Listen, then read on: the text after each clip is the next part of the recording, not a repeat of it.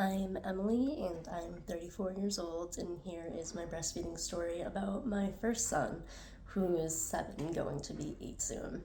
So he was born vaginally, which is important to note because certain labor pain medications reduce the onset of lactation, the mature milk coming in. So it doesn't affect necessarily the colostrum because the colostrum is made by the placenta while you're pregnant. So, but I had him vaginally. It was an okay birth. I don't really know why I just said that because it wasn't actually, but I just said that to spare the details of the birth. He ended up getting stuck. He had shoulder dystocia, which is another story. But he ended up getting sepsis after his birth, which we were in the hospital for a little while at BMC. We live in Massachusetts. So that was unfortunate. I had the ability to consult the lactation consultants while I was there, luckily. I felt like he was having issues latching because I felt like he was taking a super long time nursing, which I had no experience with this. I was a new mom, but sometimes your mom intuition kicks in. The lactation consultant said it was fine. So I went home. I still felt like there was an issue.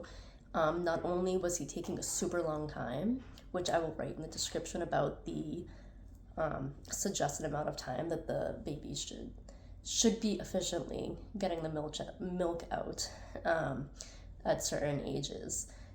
So I felt like he was taking a super long time. It was painful when he was latching. It was uncomfortable, and with an efficient latch, it shouldn't hurt. And he was losing weight and spitting up a ton. So those 3 indicators were really telling. So luckily there was a lactation consultant who worked at the primary care office, which was awesome. So I worked with her, and she thought also that there was an issue with his latch. And I ended up going to a dentist because she suggested that he might have a lip or tongue tie. So I'll show you with my tongue because it's easiest. Right there. So if they have that on their lip or their tongue and it's shortened, that reduces their ability to their motion to be able to latch on properly. So that his was super short, and that was definitely restricting his ability to latch properly. So they cut it. It was super quick. Of course he cried. He cried for like 10 minutes or so, maybe less than that. But he was okay afterwards. I nursed him right afterwards. Or maybe I didn't because he was bleeding. They suggested not to. I forget. But he was okay. It was for the best. So now that that was over, his latch definitely improved and his weight was improving. He was still spitting up a ton, which the lactation consultant suggested it could have been from the antibiotics that I had prior to birth. It could have messed with his gut a little bit, his gut health. So she suggested this probiotic to use for him, which, of course, consult your pediatrician if you think this is an issue. It did wonders for it. So now that these issues were basically resolved, I was able to nurse him properly, really without much concern, because he had a really good latch now. He was gaining weight, he was healthy, he was doing good. So I continued to nurse him for a while. So he was about 2 years and like 4 months until I stopped nursing, which was a great amount of time for me. Honestly, I was like, let me just get to 6 months. Let me just get to a year each time, because breastfeeding's not easy. It takes a lot out of you.